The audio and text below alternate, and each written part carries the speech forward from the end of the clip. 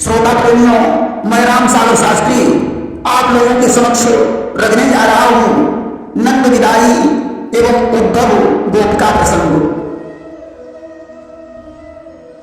देखिए,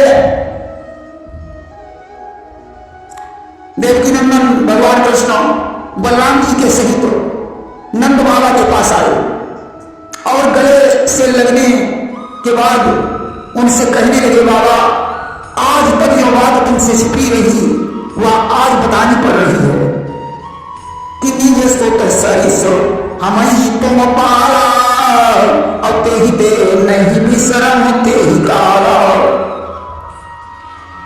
तुमने मुझे पुत्र के समान पाला है, इसलिए तुम मुझे कभी भुला नहीं पाओगे, परंतु मैं वास्तव में तुम्हारा पुत्र नहीं हूं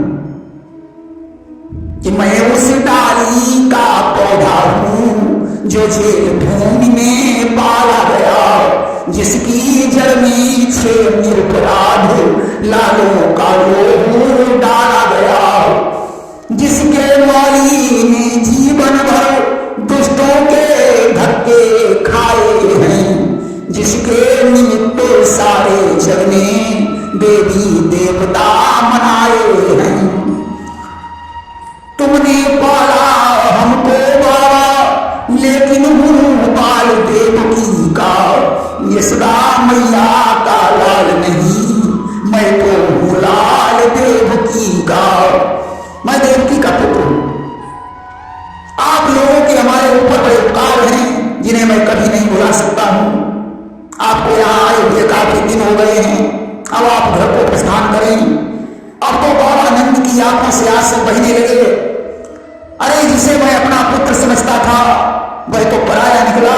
वसुदेव से कहने लगे, वसुदेव इन्हें कन्हैया ही कहना, मेरे लाला का नाम मत बदल देना, कि कन्हैया ही इन्हें कहना, यशोदा के ये बारे हैं, न इतना भूलना वसुदेव, यह नंद के बुलारे हैं,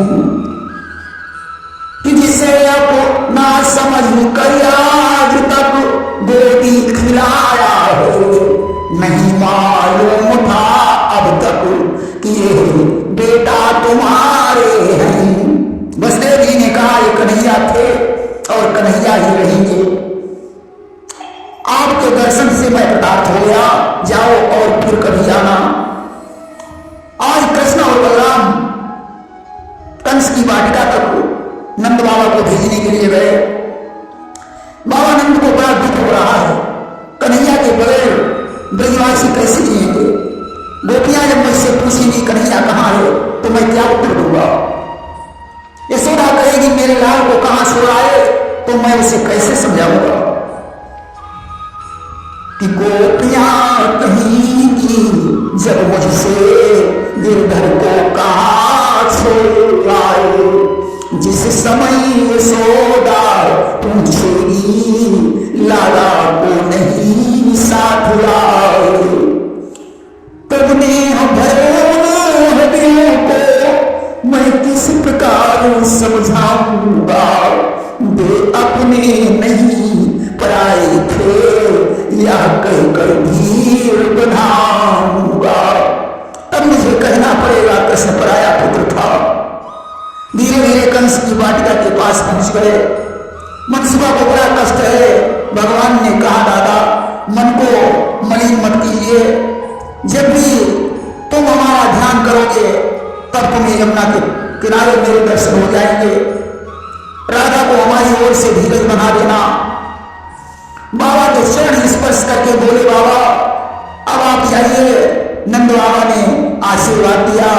भगवान बलराम के सहित वापस लौट आए और इधर नंद जी घर में पहुंच गए।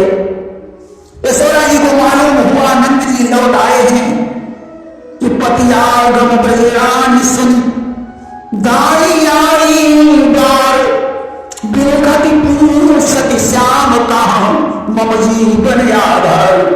यशोदा जी ने पूछा कन्हैया कहाँ है। अब तो बाबा नंद की आंखों से आंसू बहने लगे। उन्होंने कहा, यशोदे वह तो देवकी का पुत्र था, देवकी के पास चला गया। यशोदा जी सुनकर बेचैन हो गई। उधर वसुदेव जी ने गर्गाचार्य को बुलाकर कृष्ण और बलराम का यज्ञोपवीत संस्कार करवाया।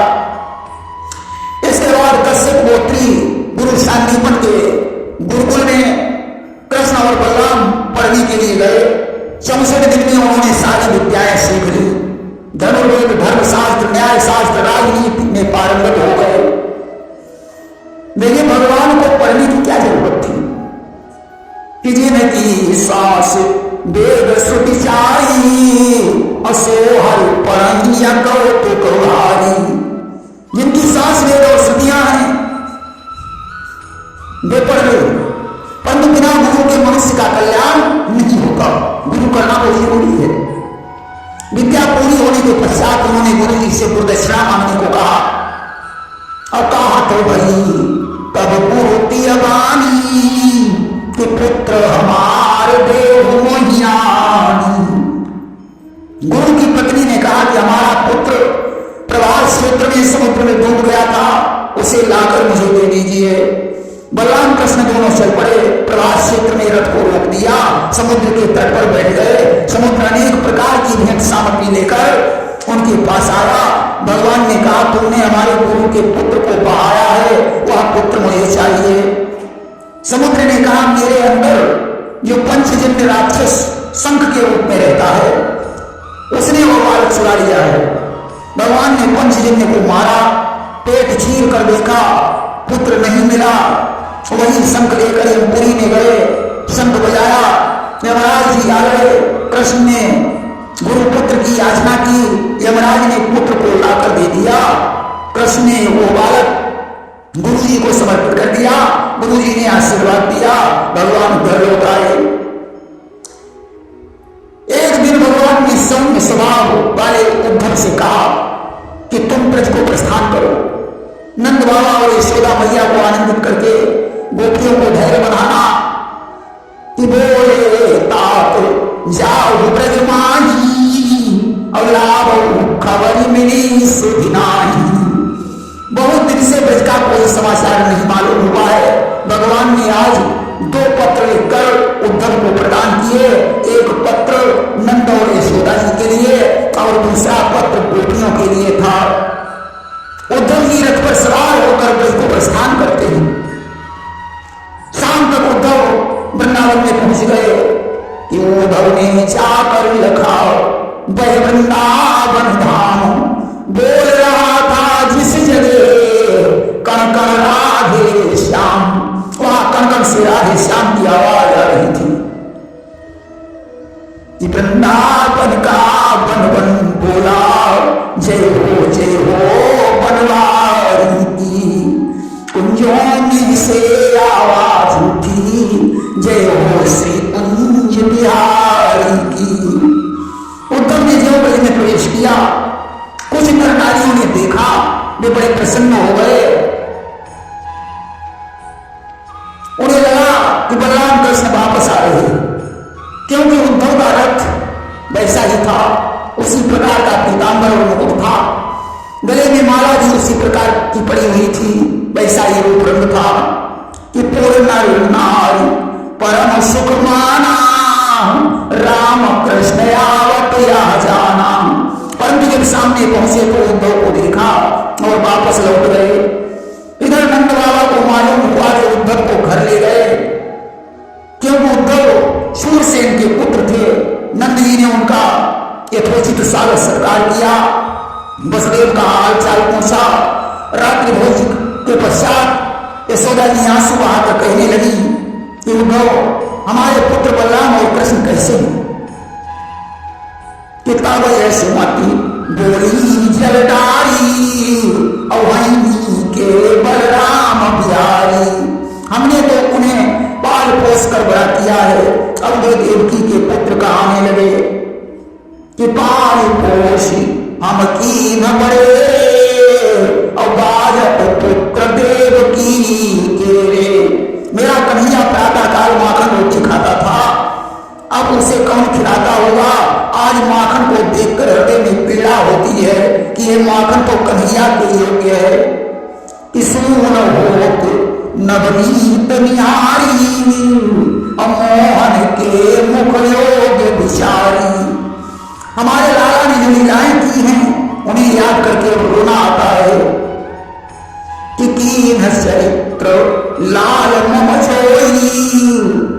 मेरी सुमेरी अब आवत होई। कृष्ण के बगैर न मुझे दिन में भूख लगती है न रात में नींद आती है। गाय और बछड़े उनके विरोध में हुंकार रह गए, उन्होंने घास चरना बंद कर दिया है। हमारा श्याम कब आएगा, कब मुझे मैया कहकर बुलाएगा। कि कहा होता तो कब आई भैया, अब कब मोही को रही कही मैया। उद्धव ने कहा मैया कृष्ण के सारे जीव का पिता हो, तुम उस परम पिता का पालन करने वाली मां हो कि तुमने पाला है बेबी से जो सचराचर का पालक है, जिसके बालक हैं सभी जीव वो बना तुम्हारा बालक है। कृष्ण ने तुम्हारे लिए पत्र भेजा, उसे ध्यान से सुनो। आज उद्धव जी पत्र पढ़कर सुनाने लगे कि शुभ पाए लगन स्वीकार करो, मैया जी दामो भैया की बेबसी और बेचारी है, बेबसी और लाचारी है। छनियों माँ कुमर कन्हैया को दिन भर जी मचला करता है, वह माखन मिश्री खाने को मेरी आत्मा ही साक्षी है। उत्सुक हूँ दर्शन पाने को, धीरज से समय काट लीजिए, जाएगा रोग कभी न कभी। यदि लगन रही ऐसी ही तो होगा संयोग कभी न कभी। मुझे माखन मिश्री की बहुत याद आती है, उलझन में पड़ा हूं। अगर ऐसी ही लगन रही तो कभी न कभी मिलन अवश्य होगा। कृष्ण ने पत्र में यह भी लिखा था, या कृष्ण तुमसे कभी मिलन नहीं हो सकता। तुमने रात दिन हमारे कारण अनेकों रहने सुने, फिर भी तुम्हारे अंदर निष्ठुरता नहीं पैदा हुई। ये दिन रहे न बिराने उड़ाने सुने, तुमने कबहू निठुराई न धारी। हमारी हटेती अनेक सही, हटकी कही पड़े ही अनेहारी। जितने दुख दाव सके हमरे, हितते न सकई कहीं शेष पुरारी। सत जन्म करई न मिलई कबहू, हम सो लड़का तुम सी महतारी। मैया तुमने मेरी गलतियों पर रोका, परंतु हृदय से प्रेम नहीं खोया। हमारे कारण तुम्हें अनेकों कष्टों का सामना करना पड़ा। सैकड़ों जन्मों में मेरे जैसा पुत्र तुम्हारी जैसी माता नहीं प्राप्त हो सकती है।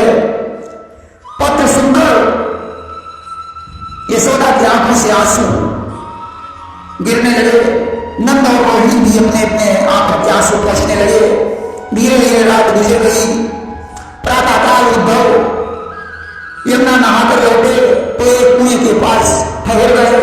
उद्धव ने देखा तमाम गोपियां बैरागी बनी हुई आ रही हैं।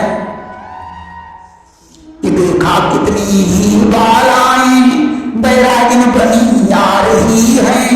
मधुमाती बिरह तरंगों में मोहन के गीत गा रही हैं। रंगत कुछ ऐसी रंगत है, सूखी है पर हरियाली है। सिंदूर महावर काला है, आंखों में पहुंची लाली है। कोई घट गए घाट पर ही घंटों से खड़ी दिखाती है। कोई डाले गागर जल में न डुबाती है न उठाती है। करने रस्सी सामने घड़ा सुन भूली मगर फसाने की। बलिया घड़ा सिर पर रखा पर खबर नहीं घर जाने की। गोपियों के होठों पर कृष्ण का नाम है। इतनी बेसुध है कि जिन होठों में लाली लगाई जाती है वहां काजल लगाए हुए हैं। कोई तो घड़ा रख के बैठी है, उन्हें भरने का ध्यान नहीं। किसी ने घड़ा भर लिया मगर घर जाने की खबर नहीं। तब तक उनकी निगाह उद्धव जी पर पड़ गई कि तम बीच कृष्णानुचरम प्रजस्त्रिया प्रलंब बाहुं नवकं जलोचनम। पीली पीताम्बरम पुष्करमालिनम लसन् मुखारविंदम मणिमस्तकुंडलम। उद्धव जी की आकृति कृष्ण के समान थी, वैसे ही कुंडल, वैसा ही पीताम्बर, वैसे ही नेत्र। आज गोपियां उन्हें कृष्ण समझकर दौड़ पड़ी कि दौड़ी सब कह कर यही दे आए चित चोर। क्षणी भर में घिर गए उद्धव चारों ओर। उन्होंने उद्धव को चारों ओर से घेर लिया, परंतु कृष्ण की जगह पर उद्धव को देखकर चकित हो गई। उद्धव ने कहा, इतना समय हो गया, तुमने अभी तक पानी भी नहीं भर पाया। गोपियों ने कहा, मेरे द्वार तो पहले इसी प्रकार व्यतीत होते हैं, परंतु तुम मुझे बताओ कि कहां से आए हो, कहां को जा रहे हो, यहां तुम्हारा क्या काम है? या आए हो इस ग्राम से, जाते हो इस ग्राम, कौन जाति क्या नाम है, यहां कौन सा काम? उन्होंने कहा, गोपियों मैं मथुरा से आया हूं, कृष्ण का मित्र हूं, उन्हीं का पत्र लाया हूं। अब तो पत्र का नाम सुनकर गोपियां बड़ी प्रसन्न हुई। खबर पाकर सारी गोपियां दौड़ दौड़ कर आने लगी कि हमको लिखो है कहा, हमको लिखो है कहा, हमको लिखो है कहा, कहानियों सब लगी। जरा पढ़कर सुनाइए, कृष्ण ने हमारे लिए क्या लिखा है, हमारे लिए क्या लिखा है, हमारे लिए क्या लिखा है। ऐसा सभी कहने लगी। पत्र में सबसे पहले राधा का नाम लिखा था कि हे प्राण वल्लभी राधा, सर्वदा प्रसन्न रहो, ऐसी मेरी कामना है। आगे गोपियों के लिए लिखा कि गुरुजन को प्राण प्यारी हो, ईश्वर रखे सलाह तुम्हें, सादर सप्रेम हे सजनी वृंद, मोहन का आशीर्वाद तुम्हें। जिस प्रेम पास में तुम सबने बंधन में मुझे बनाया है, बस उसी प्रेम के बंधन में मोहन को विवश बनाया है। उस ओर तुम्हारी आत्मलगन आत्मा को जकड़े जाती है, इस ओर प्रजा की प्रेम कथा मोहन को पकड़े जाती है। हे मोहनों की प्यारी गोपियां, ईश्वर तुम्हें सर्वदा प्रसन्न रखे। जिस प्रेम के बंधन में तुमने मुझे बांध रखा है, उसी प्रकार मथुरा की प्रजा ने मुझे प्रेम के बंधन में जकड़ रखा है। इसलिए अब तुम संपूर्ण वृत्तियों को त्याग कर मन को मुझ में लगाकर निरंतर मेरा ध्यान करो, तो शीघ्र मुझको प्राप्त कर लोगी। अब तुम्हें योग की आवश्यकता है। गोपियों ने हंसकर कहा, वाह, मथुरा जाते ही रंग बदल गया, क्या भूल गए गुल से खाना, क्या चोरी करना भूल गए, क्या प्रेम दीवानी राधा से यूं प्रेम लगाना भूल गए। अरे मथुरा में जाते ही दूसरा रंग चढ़ गया। हे उद्धव, कृष्ण से जाकर कह देना, गोपियां हमेशा से इन चरणों की अनुरागिना है, जिसे हमने अपने आंखों से देखा है, हम उसे अवसर कैसे कर सकते हैं?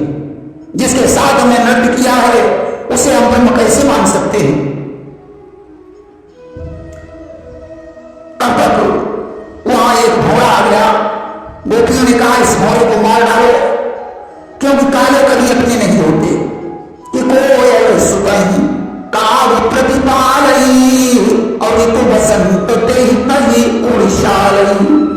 कोयल के बच्चे को कौवा अपना समझ कर पालता है, परंतु वे बसंत ऋतु में उड़ जाते हैं। काले सांप को चाहे जितना दूध पिलाया जाए, परंतु जहर ही उगलता है। बलि ने काले रावण को अपना सर्वस्व दे दिया, परंतु उसे पाताल में वास मिला। शूर्पणखा काले राम से प्रेम करने गई, राम ने लक्ष्मण से उसके नाक कान कटवा लिए। काले कृष्ण को पूतना दूध पिलाने आई, कृष्ण ने उसे मार डाला। काला घोड़ा जिस पुष्प का रस खींचता है, फिर दोबारा उस पुष्प के पास नहीं जाता। गोपियां प्रलाप ही कर रही थी, तब तक डाल पर बैठी हुई मैना ने राधे श्याम कहा।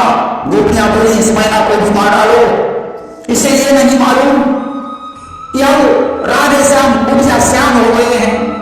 हम कहा ज्ञान योग लिखी भेजा, अब आप रात को मजाती से जाओ।